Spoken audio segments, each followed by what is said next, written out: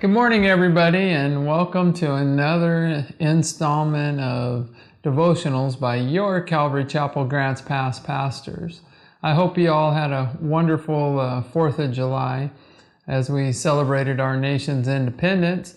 This week's topic for devotional is contentment and how we can be content in the Lord. And it brings us to a section of scripture that I just want to talk about for a few minutes. And that's 1 Timothy, beginning in chapter 6, verse 6. It says, "Now godliness with contentment is great gain. For we brought nothing into this world, and it is certain we can carry nothing out. And having food and clothing with these, we shall be content. But those who desire to be rich fall into temptation and a snare, and into many foolish and harmful lusts, which drown men in destruction and perdition." So let's stop there for a minute. It's saying that godliness with contentment is great gain, right? For we brought nothing into this world, and it's certain we can carry nothing out, right? All the worldly pursuits, they don't mean much ultimately, do they? As the old saying goes, I've never seen a U-Haul being pulled by a hearse. You're not going to take your worldly possessions with you. It has limited gain striving for those kind of things because we can't take it with us. So we need to focus on those things that are eternal. And, where it's talking about godliness with contentment is great gain. What is godliness? I love this definition that I found for godliness. It says a religious life, a careful observance of the laws of God and performance of religious duties proceeding from love and reverence for the divine character and commands. That's really what it's about, right? Contentment. When we're serving the Lord, when we're following Him, and we're following His will for our lives, we can be content. We don't have to strive for the things of the world. God will provide. He'll provide everything we need. And when we truly have an attitude that is based on pleasing God instead of our flesh, we can have that divine contentment, that contentment with godliness that it's talking about here. We don't have to, because in the world, you can never have enough. It's always more and more and more. You attain this goal, then you lose satisfaction with that. That becomes commonplace, and then you got to move on to the next, and then the next, and the next. The flesh never is full. It's never satisfied. But with godliness, we can have contentment when we're fully following Him.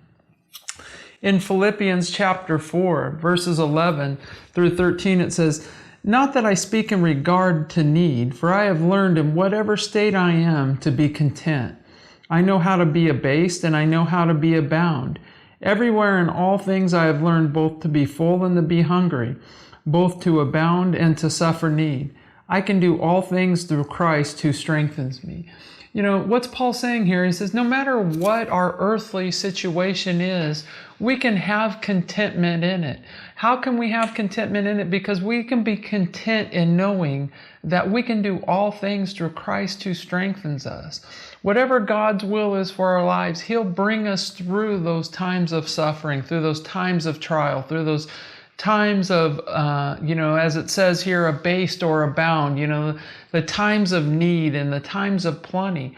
The bottom line is Christ is there with us through all of it, both the good and the bad. 1 Timothy chapter 4, verse 7 and 8 says, "But reject profane and old wives' fables, and exercise yourself towards godliness. For bodily exercise provides a little, but godliness is profitable for all things, having promise of the life that now is and that which is to come." See, we can be content in knowing that we have a future and a hope if we're a child of God.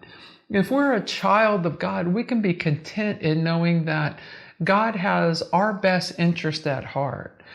We can be content in knowing that God is in control, and we don't have to be. We don't have to strive. We don't have to, be in control all the time, because the Creator of the universe He loves us. He wants the best for us. And if that's the case, if God, who even on his worst day is so much more than us on our best day, has our best interest in heart, if we just keep that awe and have that strive for godliness like he asks us here to do, then you know what? We have nothing to have despair over, or nothing that we need to fear over, because our God is in control and he only wants the best for us. So I hope you enjoyed this devotional today.